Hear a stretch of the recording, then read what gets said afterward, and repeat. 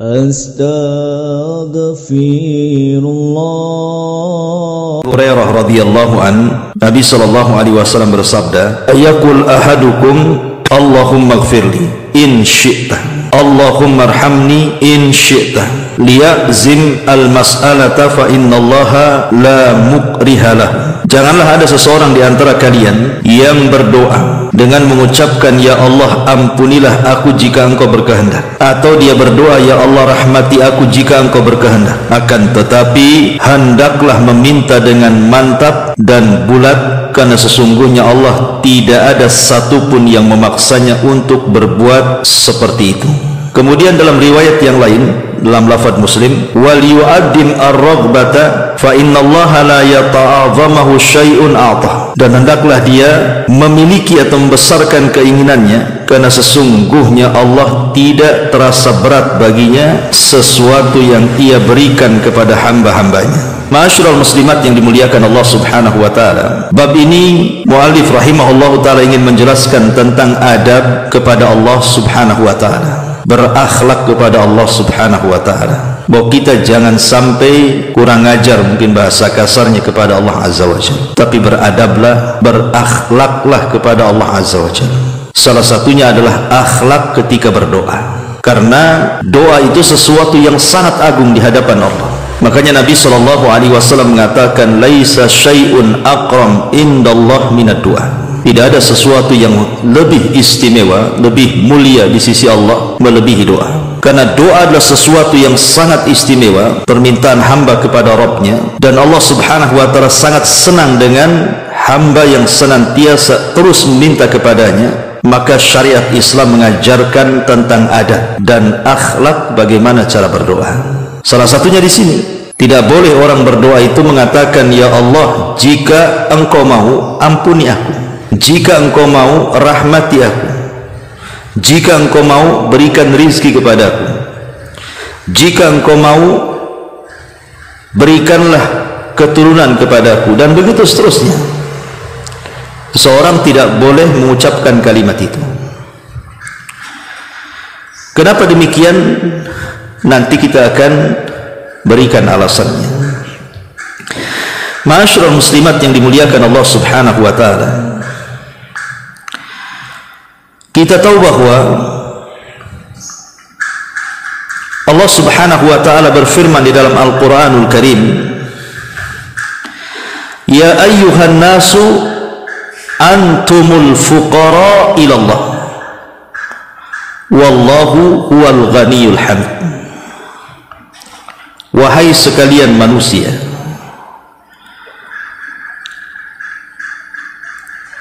antumul fuqara ilallah, kalian itu sangat fakir dan berhajat kepada Allah subhanahu wa ta'ala. Wallahu huwal ghani al-hamid, karena Allah lazat yang maha kaya, tidak memerlukan sesuatu baginya, lagi maha terpuji. Para ulama mengatakan bahwa di antara ruh ibadah seseorang itu ketika beribadah kepada Allah subhanahu wa ta'ala, hendaklah diiringi dengan at-tadhallul, merendahkan diri kepada Allah subhanahu wa ta'ala, wal iftikar, dan merasa butuh dan berhajat kepada Allah azza wa jalla.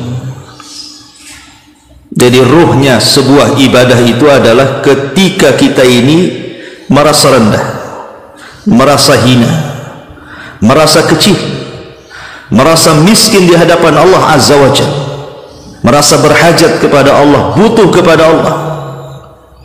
Itulah hakikat daripada ruh ibadah. Tetapi seseorang yang kemudian menampakkan kesombongannya, seolah-olah tidak berhajat kepada Allah subhanahu wa ta'ala, maka Allah subhanahu wa ta'ala ancam, sayadkhuluna jahannama dakhirin. Mereka orang-orang yang sombong kepada Allah itu akan dimasukkan ke dalam jahannam dengan cara dihinakan. Ma'asyiral muslimat yang dimuliakan Allah subhanahu wa ta'ala, dalam sebuah hadis Nabi sallallahu alaihi wasallam bersabda dalam hadis yang dikeluarkan Imam Muslim dalam sahihnya dari hadis Abi Dzar radhiyallahu anhu, Allah Subhanahu wa taala berfirman dalam hadis qudsi, ya ibadi innakum lan tablughu dhurri fatadurruni wa lan tablughu naf'i fatanfa'uni. Ya ibadi law anna awwalakum wa akhirakum wa insakum wa jinnakum kanu ala atqa qalbi rajulin wahidin minkum ma zada dhalika fi mulki syai'an. Ya ibadi law anna awwalakum wa akhirakum wa insakum wa jinnakum kanu ala afjari qalbi rajulin wahid ma naqasa dhalika min mulki syai'an. Dalam hadis qudsi salah satu penggalannya adalah, kalau seandainya orang yang pertama di antara kalian sampai kepada orang yang terakhir di antara kalian, maksudnya sejak zaman Nabi Adam sampai yang terakhir mati, mereka berada di atas satu hati, semua bertakwa kepada Allah Azza wa Jalla, maka kata Nabi SAW, tidaklah ketakwaan seluruh manusia sejak zaman Nabi Adam sampai yang terakhir mati itu bisa menambah kekuasaan Allah sedikit pun. Atau sebaliknya, kalau satu dunia ini jin dan manusianya dari awal sampai akhir mereka berada di atas satu hati, semua rusak manusianya, tidak ada yang bertakwa kepada Allah Azza wa Jalla, itu tidak mengurangi kerajaan Allah sedikit pun. Karena Allah Subhanahu wa taala ghani, dia tidak butuh kepada kita, kita yang butuh kepada Allah. Allah tidak berhajat kepada kita, kita yang berhajat kepada Allah Azza wa Jalla. Karena dia adalah samad, seluruh manusia bergantung kepada Allah Azza wa Jalla.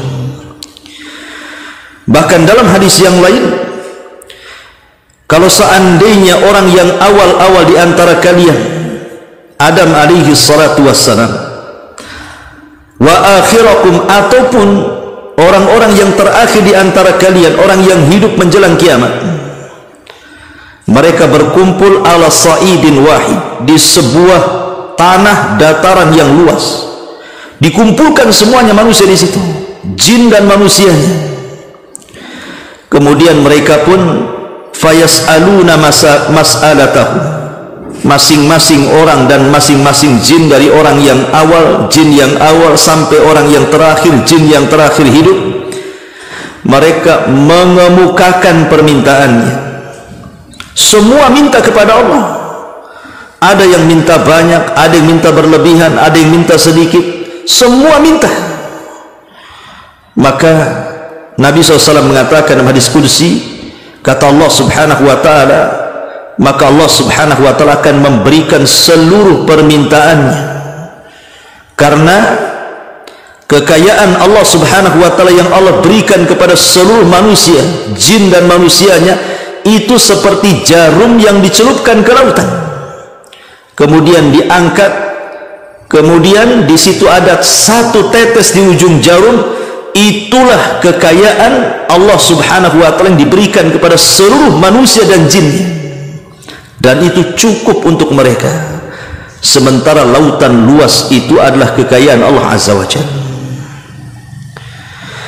Jadi kalau Allah Subhanahu wa taala memberikan kekayaannya kepada seluruh manusia yang memintanya, kepada seluruh jin yang memintanya, itu seperti jarum yang dicelupkan ke air lautan, kemudian diangkat satu tetes, itulah mencukupkan untuk memberikan kepada seluruh jin dan manusia dalam permintaan mereka.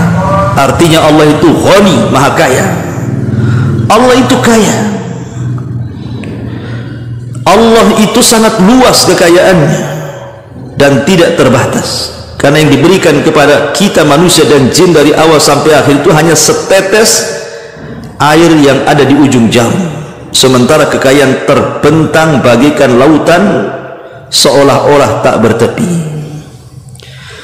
Yang ingin saya katakan bahwa di dalam hadis yang atau bab yang kita kaji ini, Nabi SAW melarang, Bu, tidak boleh seseorang itu berdoa kepada Allah dengan mengatakan, ya Allah ampuni aku jika kau mau, ya Allah rahmati aku jika kau mau, ya Allah berikan rizki kepadaku jika kau mau, ya Allah berikan keturunan kepadaku jika kau mau.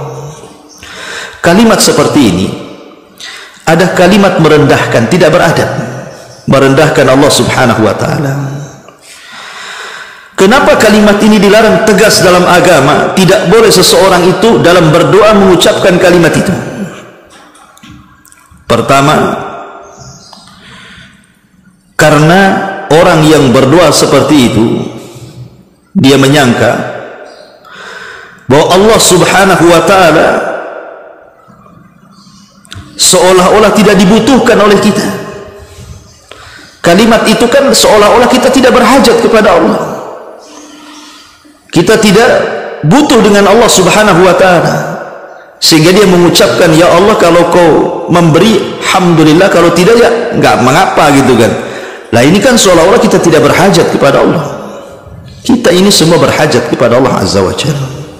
Antumul fuqara ila Allah. Kita ini fakir, hidup kita bergantung kepada Allah sejak dalam janin perut ibu kita. Kita berhajat kepada Allah, butuh makanan, asupan makanan dan minuman. Kemudian setelah lahir juga masih berhajat kepada Allah Azza wa Jalla, butuh makanan dan minuman, asupan bagi dia. Kemudian setelah beranjak besar, kemudian remaja, kemudian dewasa, kemudian sampai tua, sampai masuk ke liang lahat, sampai dikumpulkan di padang mahsyar, sampai di hadapan kita surga neraka, kita berhajat kepada Allah Azza wa Jalla. Kalau kita mengatakan seperti itu, seolah-olah kita tidak berhajat kepada Allah, padahal Allah itu zat yang maha kaya, yang maha kaya. Maka jangan berdoa dengan mengatakan seperti itu, seolah-olah kita tidak berhajat kepada Allah Azza wa Jalla. Ini lancang, kurang ajar, tidak beradab dan tidak berakhlak. Kemudian yang kedua, seolah-olah kita ini meremehkan Allah, seolah-olah kita ini meremehkan Allah, dan Allah itu seolah-olah tidak sanggup memberikan apa yang kita minta. Allah itu kaya, sudah saya katakan, Allah itu kaya. Seberapa permintaan hamba-hambanya pun Allah beri. Kalau kita mengatakan, ya Allah berikan rizki jika kau mau, seolah-olah meremehkan Allah Azza wa Jalla. Makanya dikisahkan, Bu, oleh seorang syekh itu, ada seseorang yang berdoa di depan Ka'bah. Doanya apa? Dia mengatakan, ya Allah berikan kepadaku uang 5 miliar. Besar enggak tuh? Besar lah 5 miliar. Ibu saja kalau dikasih suami 1 bulan 10 juta saja udah senang gitu ya. Besar tuh ya. Dia minta kepada Allah Azza wa Jalla dengan mengatakan, ya Allah berikan kepadaku 5 malayin, 5 miliar.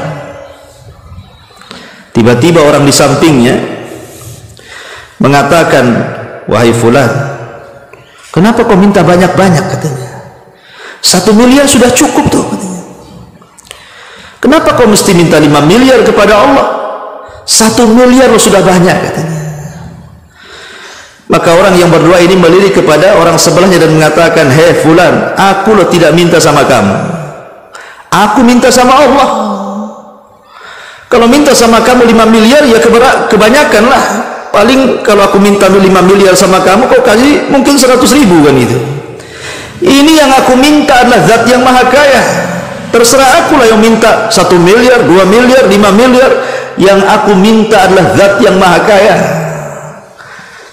Menunjukkan kalau teguran orang sebelah ini meragukan bahwa Allah Subhanahu wa ta'ala tidak sanggup untuk mengabulkan permintaannya. Jangan pernah meremehkan Allah, merasa Allah keberatan kalau seandainya kita berdoa seperti itu. Jadi kalimat, ya Allah berikan ampun kepadaku jika kau mau, berikan rizki padaku jika kau mau, ini bahaya, karena seolah-olah mengecilkan Allah Subhanahu wa ta'ala. Tadi kan sudah saya katakan, kalau seluruh manusia, jin dan manusianya berkumpul kemudian meminta seluruh permintaannya, maka Allah akan beri seperti jarum yang ditenggelamkan di lautan kemudian diangkat, kemudian adalah air yang menetes di ujung jarum. Air yang menetes itulah cukup untuk memberikan setiap hajat manusia dan jin yang meminta kepada Allah Azza wa Jalla.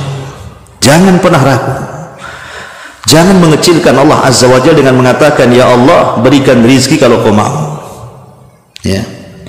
Kemudian yang ketiga, kata-kata seperti itu sama dengan tahsilul hasil namanya, bro. Nggak ada gunanya ucapan kayak gitu, karena setiap pemberian dari Allah itu memang atas kehendak Allah. Baik ketika dia mengatakan, ya Allah aku minta rizki, atau mungkin dengan diletakkan embel-embel, jika kau mau. Semua pemberian yang Allah berikan kepada kita itu semua atas kehendak Allah, bukan atas kehendak kita. Percuma kita mengucapkan insyi'ta jika kau mau, semua juga atas kehendak Allah. Jika Allah mau Allah beri, jika Allah tidak mau, ya Allah tidak akan beri. Ngapain dia ngomong seperti itu? Kemudian yang keempat, dia menyangka bahwa Allah Subhanahu wa ta'ala ada yang memaksanya sehingga dia harus memberikan permintaan hamba-hambanya. Jadi Allah disangka benci dengan permintaan hambanya, seolah-olah terpaksa dia memberi. Allah tidak sama dengan hambanya. Maka jangan pernah berdoa dengan mengatakan, ya Allah berikan rizki, ampuni aku, rahmati aku jika kau mau. Tetapi kata Nabi SAW, falyazim mas'alatahu, tapi bulatkan tekad dan permintaan kita kepada Allah. Tidak usah pakai embel-embel jika kau mau. Bilang saja, ya Allah berikan rizki kepadaku, ya Allah rahmati aku, ya Allah ampuni aku, ya Allah berilah keturunan kepadaku, ya Allah bahagiakan aku, dan begitu seterusnya. Tidak usah kemudian kita letakkan di akhir doa dengan mengatakan insyi'ta, seolah-olah kita tidak berhajat kepada Allah Azza wa Jalla. Ma'asyiral muslimat yang dimuliakan Allah Subhanahu wa ta'ala, jangan pernah menyamakan Allah dengan hamba-hambanya. Kalau hamba-hamba Allah Subhanahu wa ta'ala sekaya apapun, seluas apapun kekayaan yang ada di tangannya, anggaplah dia itu mungkin di zaman sekarang diistilahkan dengan istilah apa tuh, ya, istilah sultan.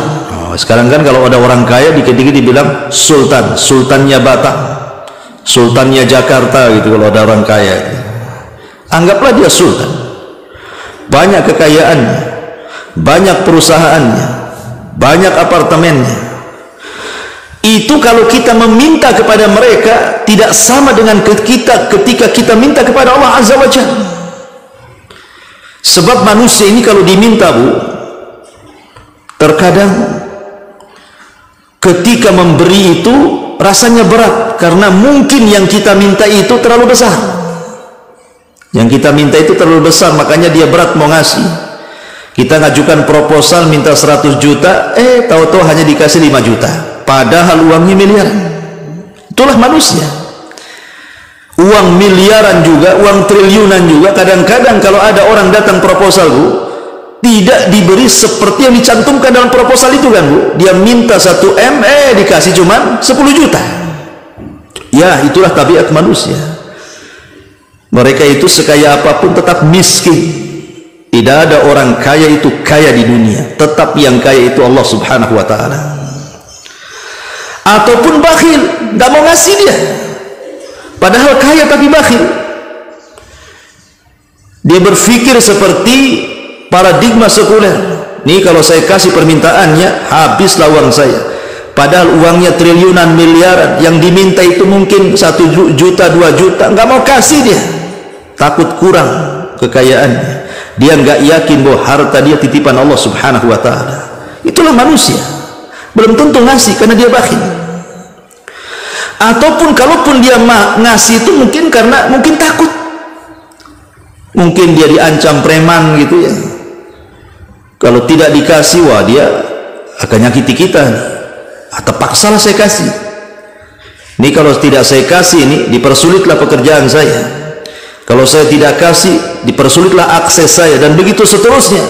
Terkadang manusia itu kalau memberi itu karena sebab takut, atau kalaupun dia memberi itu karena ada masalah untuk dirinya. Ini harus saya sogok nih orang ini, kalau enggak nanti enggak licin. Nah, saya harus sogok dia ini, harus saya kasih nih orang ini, kalau enggak dipersulit nanti saya nanti. Terkadang dia memberi itu karena ada maslahat kepada dirinya, bukan karena ikhlas, Bu. Itulah manusia. Kalau ada orang datang meminta kepada kita itu imma karena terlalu besar permintaannya sehingga kita kasih sedikit, atau mungkin tidak sama sekali diberi karena dia bakhil, atau mungkin karena takut, atau mungkin karena ada maslahat yang bermanfaat untuk dirinya, terpaksa dia kasih. Tapi Allah subhanahu wa ta'ala tidak seperti itu. Allah itu jangan disangka berat ketika kita meminta sesuatu yang mungkin menurut kita kebanyakan. Tidak ada yang sedikit, tidak ada yang banyak bagi Allah. Allah itu memberi hamba-hambanya sesuai dengan permintaannya. Allah itu tidak bakhil. Allah juga ketika memberi kepada kita tidak takut. Allah ketika memberi kepada kita juga bukan karena maslahat untuk dirinya. Tidak ada itu semua. Itu hanya ada pada manusia. Justru kalau kita meminta kepada Allah dan terus meminta dan terus meminta, oh Allah itu senang, Bu. Allah itu paling senang kalau ada seorang hamba terus-terusan meminta kepada Allah subhanahu wa ta'ala. Berbeda dengan Bani Adam, kalau terus-terusan meminta pasti dia emosi, Bu. Pasti dia marah. Coba aja, Bu, ibu punya kawan, pinjem dong duitnya, hari pertama dikasih berapa? Tak banyak, 5 juta saja. Banyak lah itu 5 juta, saya kira cuma 100.000 katanya kan. Dikasih, mungkin hari pertama dia kasih, besoknya datang lagi pinjam uang lagi dengan jumlah yang sama 5 juta. Mungkin bisa dikasih, tapi kalau ketiga kali, keempat kali, kelima kali, boleh jadi Bu dia emosi. Mungkin kalau datang kita rumahnya digembok, mungkin juga handphonenya diblokir nomornya, atau tidak mau ketemu, atau kalau nampak di jalan dia menghindar, takut nih kalau dia datang pasti pinjam uang nih. Jadi kadang-kadang orang itu berpikir ulang. Itulah manusia, kalau banyak diminta dia marah. Tapi Allah subhanahu wa ta'ala justru terbalik, kalau kita tidak meminta kepada Allah, Allah marah. Itulah bedanya ya. Jangankan minta yang besar, yang kecil saja. Kalau ibu hari-hari datang ke tetangga minta bawang itu ya cuman 5 iris saja. Kalau hari-hari minta, pasti akan langsung ditutup tuh rumahnya. Ibu datang dari jauh aja sudah kecium baunya. Jangan nih, ini orang ini suka minta bawang nih katanya. Jadi udah paham orang itu jadinya kan. Lah kalau seandainya kemudian ucapan ya Allah ampuni aku jika kau mau, ya Allah rahmati aku jika kau mau, ya Allah berikan rezeki kepadaku jika kau mau, terkandung 4 masalah tadi, maka hukum berdoa seperti itu diharamkan oleh para ulama. Hukum berdoa seperti itu diharamkan oleh para ulama. Ma'asyiral muslimat yang dimuliakan Allah subhanahu wa ta'ala. Tetapi seandainya ibu sudah terus meminta kepada Allah, mungkin setiap malam ibu minta kepada Allah, dalam setiap tahajud ibu minta kepada Allah, dalam setiap ba'da salat ibu meminta kepada Allah, dalam setiap saat ibu terus berdoa kepada Allah, kemudian Allah takdirkan mungkin tidak dikabulkan tuh permintaannya, ataupun mungkin lambat dikabulkan permintaannya. Sudah berbulan-bulan, bertahun-tahun ibu berdoa, tak kunjung pula ada sinyal dan tanda-tanda bahwa Allah mengabulkan permintaannya. Kalau terjadi seperti itu, jangan kita katakan Allah bakhil, jangan kita katakan Allah subhanahu wa ta'ala benci. Tidak. Boleh jadi ketika Allah tidak mengabulkan segera permintaan kita itu, satu, karena sebuah kemaslahatan, ada hikmah di dalamnya. Jadi kalau Allah tidak mengabulkan doa kita, itu karena hikmah. Hikmah ini bisa kita ketahui atau tidak bisa kita ketahui. Diketahui ataupun tidak, semua perbuatan Allah itu ada hikmahnya. Lah salah satunya, boleh jadi kalau kita sudah minta kok nggak dikasih, boleh jadi itu satu karena sebuah maslahat untuk kita. Mungkin kita ini fakir, ketika kita masih fakir, miskin, susah pekerjaan, tapi satu sisi akhirnya bisa sering hadir di pengajian, sering hadir di masjid untuk melaksanakan sholat jamaah, mudah tersenyum kepada kawannya, mudah tersenyum kepada tetangganya, lisannya pun santun dalam kata-katanya dan tutur katanya. Boleh jadi kalau seandainya dia berdoa kepada Allah Subhanahu wa ta'ala, minta kekayaan, akhirnya kemudian Allah berikan kekayaan, belum tentu dia rajin ibadah lagi, kan Bu? Boleh jadi sudah nggak pernah hadir lagi di majlis taklim tuh. Boleh jadi nggak pernah hadir di masjid lagi. Boleh jadi mungkin sikapnya juga tidak seperti dia miskin, masih bisa senyum, sekarang sudah tidak senyum karena takut dipinjam orang uangnya. Bisa berubah tuh. Persis seperti firman Allah Subhanahu wa ta'ala, kalla innal insana la yatgha an ra'ahu istaghna. Sekali-kali manusia itu bisa melampau kalau seandainya Allah Subhanahu wa ta'ala memberikan kekayaan kepadanya. Lihat Qarun, saat dia fakir, dia orang yang ahli ibadah, munawwir, wajahnya penuh cahaya karena dia gemar membaca kitab Taurat dan indah bacaannya. Tapi setelah kaya, apa yang terjadi? Dia pun tidak menasabkan nikmat itu kepada Allah dan mengatakan innama utituhu min ilmin indi. Kalian minta enak saja, ini kekayaanku ini karena kecerdasanku, karena aku ini sekolah wajar saya kaya, karena aku ini doktor, profesor, saya ini seorang dokter, seorang pilot, seorang menteri, wajar saya kaya, saya ini pengusaha. Dia ingkari itu kalau kekayaan itu milik Allah. Makanya Allah katakan dalam Al-Quran, fakhasafna bihi wa bidarihil arda, kami tenggelamkan Qarun dan seluruh kekayaannya.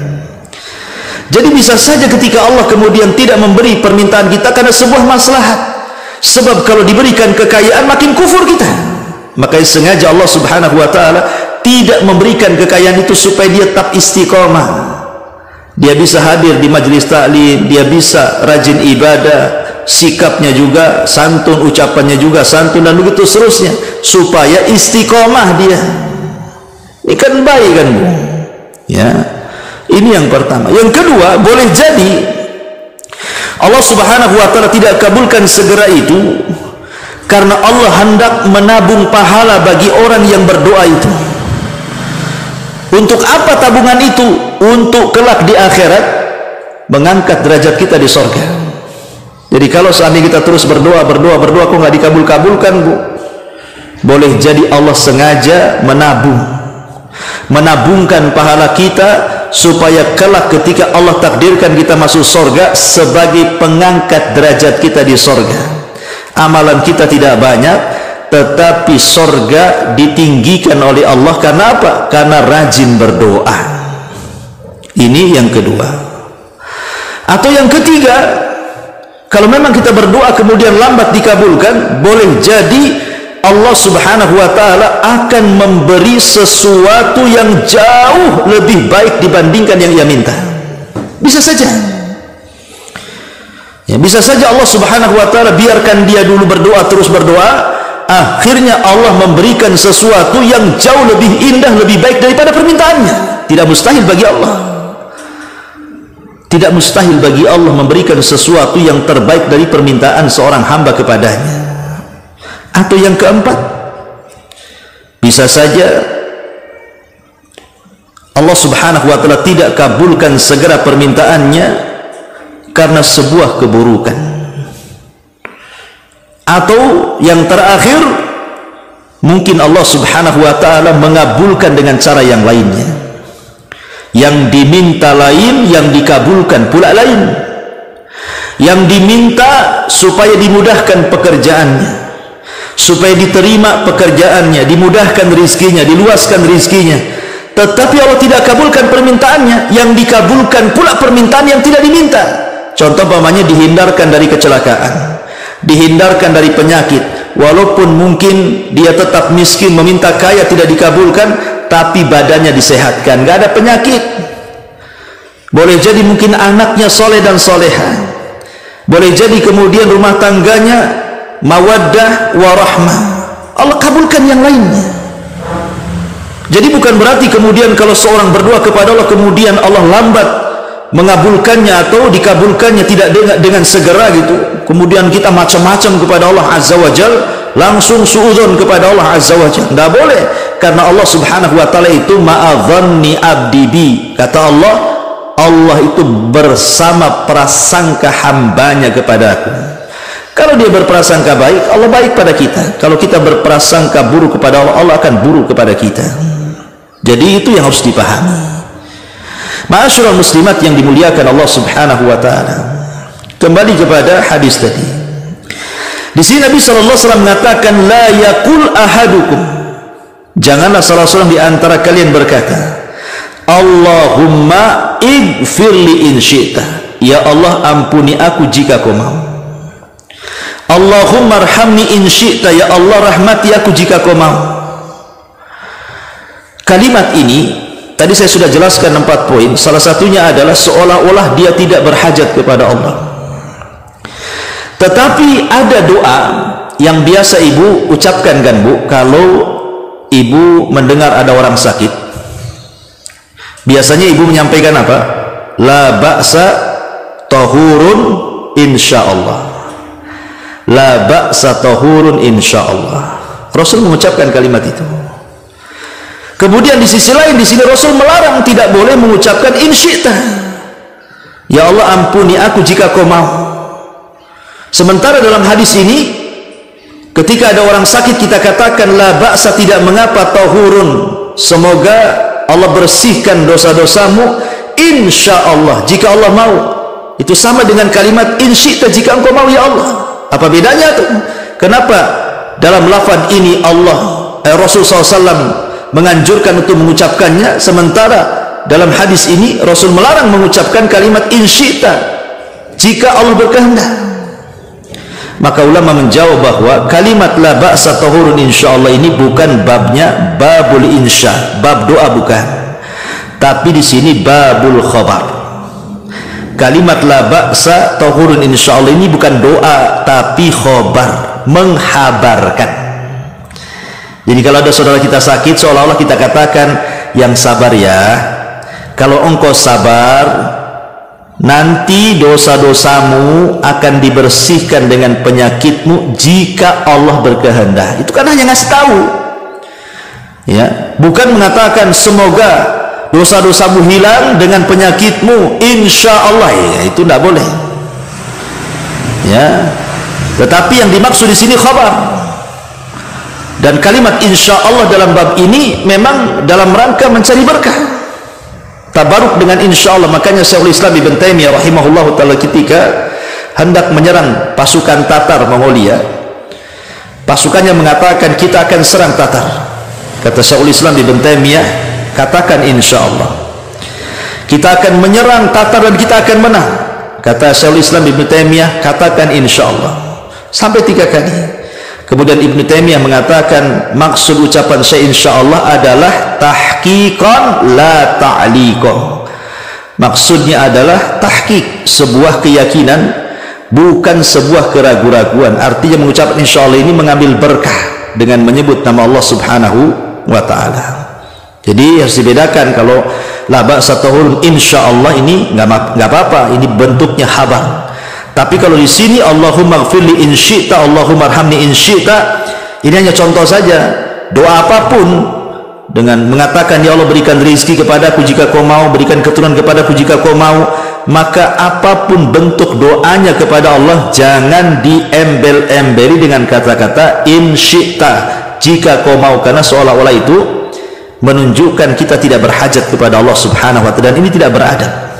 Ini mengurangi kesempurnaan tauhid, tidak berakhlak kepada Allah Azza wa Jalla. Ingat, Allah itu sudah banyak memberikan nikmat kepada kita. Kok kita tidak yakin? Tadi saya sudah singgung, bayi saja di kandungan ibundanya sudah diberikan rezeki oleh Allah Azza wa Jalla, diberikan asupan makanan minumannya tuh, padahal di dalam perut tuh.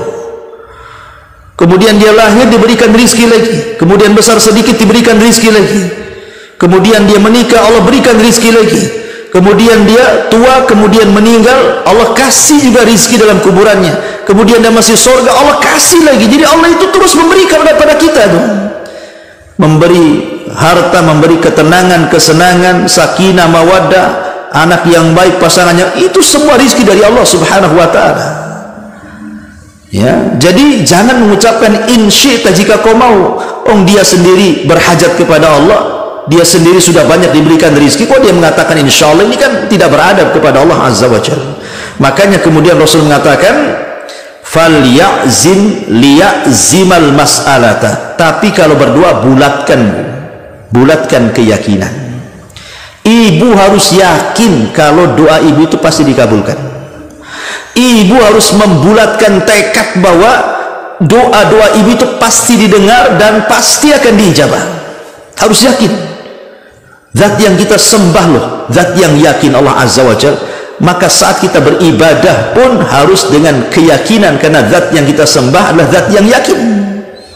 Tidak boleh kita menyembah zat dan yang yakin disembah pula dengan keraguan-raguan. Maka kata Nabi SAW, liyazim al-mas'alah, tekadkan, yakinkan bahwa setiap permintaan kita pasti dikabulkan. Kenapa? Karena fa innallaha la mukriha lahu. Kenapa demikian? Kata Nabi SAW, karena Allah tidak ada yang memaksanya. Enggak ada orang Allah dipaksa memberikan kepada kita, itu tidak. Kalau hamba ya mungkin lah ya kan, kadang-kadang dia terpaksa atau dipaksa untuk memberi, tapi Allah siapa yang maksa? Dan Allah tidak terpaksa, karena apapun yang Allah berikan kepada kita itu tidak mengurangi sedikit pun kekayaannya, secuil pun tidak. Karena kalau seandainya jarum itu dicelupkan di lautan kemudian menetes, nanti balik lagi ke lautan tuh tetesannya itu, jadi tidak berkurang sama sekali pemberian Allah kepada kita itu. Lalu kita menganggap kemudian Allah tidak sanggup memberikan pemberian kita, kan lancang namanya. Maka kata Nabi SAW dalam hadis yang lain, wal yu'adzimir raghbah, hendaklah besarkan harapan kita kepada Allah. Besarkan harapan kita kepada Allah, jangan istijal. Karena di antara sebab ditolaknya doa itu istijal. Apa itu istijal, Bu? Mengatakan da'autu falam yastajibli. Aku sudah berdoa, tapi kok tak kunjung-kunjung dikabulkan. Justru dia mengucapkan seperti itu, itulah sebab doa tidak dikabulkan. Jangan mengatakan seperti itu. Aku sudah capek aku minta itu. Setiap hari aku minta, setiap sholat aku minta, setiap malam aku minta, kok nggak pernah dikabul-kabulkan, kenapa ya? Jangan ngomong begitu. Sebab itu disebut istijal, dan istijal itu yang menghalangi doa, tidak akan dikabulkan Allah subhanahu wa ta'ala. Berdoa saja, tidak perlu mengatakan aku sudah banyak berdoa tidak dikabulkan, karena tidak ada ruginya orang berdoa itu, Bu. Karena setiap doa itu ibadah. Tadi kan saya sudah katakan, boleh jadi tidak dikabulkan itu karena sebuah hikmah dan kemaslahatan. Ya mungkin Allah subhanahu wa ta'ala hendak menguji kita dan menabungkan pahala untuk kita, untuk mengangkat derajat kita di sorga. Kita tidak tahu di balik itu apa, tapi yang jelas di balik doa itu ada maslahat besar yang kita tidak tahu. Allah pasti merencanakan sesuatu yang kita tidak tahu. Terus berdoa kepada Allah azza wa jalla. Makanya Rasul mengatakan wal yu'adzimir raghbah, besarkan harapan dalam doa. Fa innallaha, karena sesungguhnya Allah la yata'adzamuhu syai'un a'tahu, karena Allah subhanahu wa ta'ala tidak ada sesuatu yang berat bagi Allah atas pemberiannya. Tidak ada yang berat bagi Allah. Seberapa permintaan hamba sekalipun, Allah tidak akan berat memberikan apapun permintaannya. Ingat hadis orang-orang yang terakhir masuk surga, Bu. Berarti orang yang terakhir masuk surga, ya terakhir pula dia keluar dari neraka, kan, Bu? Jadi ketika kemudian dia berada di pintu surga, sementara pintu surga itu sudah ditutup, namanya terakhir masuk, sudah ditutup tuh pintu surga. Tapi dalam celah-celah pintu surga itu nampak pula lubang-lubang yang bisa memandang ke dalam surga. Maka dia mengatakan, ya Rabb adkhilnil jannah, masukkan tolong ya Rabb aku ke dalam surga, masukkan aku ke dalam surga. Maka Allah Subhanahu wa taala mengatakan, tamanna ya abdi, bercita-citalah, berangan-anganlah wahai hambaku, kau mau apa? Kau mau apa? Kemudian dia pun menghayal sehayal-hayalnya sampai puncak hayalannya. Kemudian kata Allah Subhanahu wa taala, bagaimana kalau seandainya aku berikan engkau kekuasaan satu dunia itu milikmu tuh? Mau enggak kamu memiliki dunia dan kau penguasanya? Ma'asyiral muslimat yang dimuliakan Allah Azza wa Jalla, kan kalau seandainya kita diberikan oleh Allah satu dunia ini saja, anggap jangan satu dunia, satu kota Batam saja milik ibu, apartemennya, rumah mewahnya, tanah-tanahnya, aset-asetnya, anggaplah milik ibu. Ibu sudah dianggap tuan takur tuh, sudah dianggap sultan kan gitu ya, udah kaya betul tuh. Bagaimana kalau satu dunia milik ibu? Tetapi Allah katakan, aku kabulkan 10 kali lipat dari hayalan. Ya, dia menghayal sehayal-hayalnya, ingin mendapatkan ini itu macam-macam, tetapi kata Allah, aku kabulkan 10 kali lipat dari hayalan. Jadi bagi Allah tidak berat memberikan sesuatu, apapun yang kita minta, yang penting kita yakin, besarkan harapan bahwa Allah Subhanahu wa taala pasti mengabulkan doa kita, karena Allah Subhanahu wa taala Ghani, dia adalah zat yang maha kaya. Dia adalah zat yang maha kaya. Ya ayyuhan nas antumul fuqara ilallah wallahu huwal ghani al hamid. Dia adalah zat yang maha kaya lagi maha terpuji. Ma'asyiral muslimat yang dimuliakan Allah Subhanahu wa taala, sedikit kita menjelaskan tentang kalimat al-ghani. Allah itu zat yang maha kaya. Ma'asyiral muslimat yang dimuliakan Allah Subhanahu wa taala, pertama, Allah itu kaya karena langit dan bumi itu berada di genggamannya. Bahwa Allah itu penguasa langit dan bumi dan alam semesta, pengatur alam semesta, dan yang mentadbir alam semesta, dan yang memiliki alam semesta, dan yang menciptakan alam semesta. Gimana tidak kaya? Ya, Allah mengatakan dalam surah Al-Hajj ayat 64, lahu ma fis samawati wa ma fil ard wa innallaha lahuwal ghaniyul hamid. Apa-apa yang ada di langit dan apa-apa yang ada di bumi semua milik Allah, karena sesungguhnya Allah zat yang maha kaya lagi maha terpuji. Dari sini kita tahu bahwa kalau langit dan bumi serta isi keduanya, bahkan semesta alam ini, dari makhluk yang paling besar seperti arasnya, ataupun makhluk yang paling kecil gitu ya, yang tidak bisa lihat kecuali dengan alat, itu semua milik Allah. Tidak ada manusia itu, bahkan manusia itu jasadnya sendiri milik Allah, bukan milik dia. Makanya dilarang seorang itu menyakiti jasadnya sendiri, karena jasad itu bukan milik dia sendiri. Pemain seseorang menggunting jarinya, nggak boleh, jari itu bukan milik dia, milik Allah. Ya, jadi harus yakin Allah itu kaya. Jadi jangan ragu-ragu dalam minta, karena Allah itu Ghani, dia zat yang maha kaya. Ya. Kemudian juga yang kedua, Allah itu kaya dari hamba-hambanya. Allah tidak berhajat imbalan dari hamba-hambanya. Makanya Allah mengatakan dalam surah Az-Zariyat ayat 56-57, wa ma khalaqtul jinna wal insa illa liya'budun ma uridu minhum mir rizqin wa ma uridu an yut'imun. Tidaklah aku ciptakan jin dan manusia kecuali disuruh mereka untuk beribadah kepadaku. Aku tidak hendak meminta dari mereka rizki sebagai imbalan, ataupun aku tidak hendak meminta kepada mereka makanan sebagai imbalan. Tidak, Allah tidak hendak membalas apa yang sudah dia beri kepada kita. Kita hanya dituntut oleh Allah Subhanahu wa taala, disuruh untuk mentauhidkan dan beribadah kepadanya, itu sudah cukup. Ya, tapi manusia kan beda, Bu. Kalau ibu bantu saya, pamannya waktu saya susah, miskin, saya pinjam modal sama ibu, anggaplah saya pinjam modal 100 juta, kemudian ibu kasih, kemudian saya kembangkan akhirnya jadi kaya raya gitu ya. Tiba-tiba ibu yang jatuh miskin datang kepada saya, ya, pasti dia akan mengatakan, Ustadz dulu kan Ustadz kesini susah, aku yang bantu sekarang kaya, tolonglah bantu saya. Nah, manusia kan seperti itu, harus ada balas-balasannya. Ya, harus ada barternya, kalau bisa yang sama barternya. Tapi Allah Subhanahu wa taala ketika memberikan kekayaan kepada kita, Allah tidak minta dikembalikan kekayaannya, hanya minta bersyukur dengan cara beribadah dan mentauhidkan Allah Subhanahu wa taala.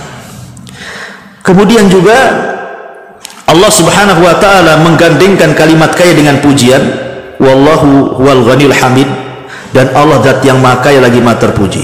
Kenapa kalimat terpuji ini? Karena tidak setiap kekayaan itu bermanfaat dengan kekayaannya. Tidak semua orang kaya bermanfaat kekayaannya kepada orang kaya itu. Banyak juga kekayaan yang dimiliki orang kaya memadaratkan dia. Tetapi Allah tidak. Allah itu terpuji. Dia kaya, dia pun terpuji. Tapi manusia ada yang kaya tapi tercela pula dia. Dihujat manusia karena bakhilnya, dihujat manusia karena zalimnya, dihujat manusia karena jahatnya. Karena orang kaya itu kan sirutugyan, rahasia jahatnya orang. Ya, masyaallah muslimat yang dimuliakan Allah Azza wa Jalla, intinya dari bab ini semua adalah di antara akhlak dan adab kita kepada Allah dalam berdoa, jangan mengucapkan kalimat in syi'ta, jika kau berkehendak.